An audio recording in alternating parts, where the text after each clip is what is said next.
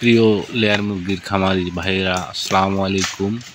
আপনারা দেখতেছেন আমরা অল্প খরচে বাঁশ দিয়ে লেয়ার মুরগির খাঁচার কাজ করতেছি। বর্তমানে আমরা কাউনিয়া ভাইয়ের হাট সংলগ্ন, এখানে এক ভাইয়ের কাজ চলমান। আমরা বাঁশগুলো এখন চাচা ছেলের কাজ করতেছি, তারপরে কমপ্লিট হলে আমরা সুন্দর করে এগুলোতে জলি মারবো। জলি মারার পর সুতো দিয়ে বাঁধে তারপরে ফিটিং করে দেব। আমাদের কারিগর ভাইরা সুন্দর করে বাঁশগুলো চাচা ছেলে করতেছে।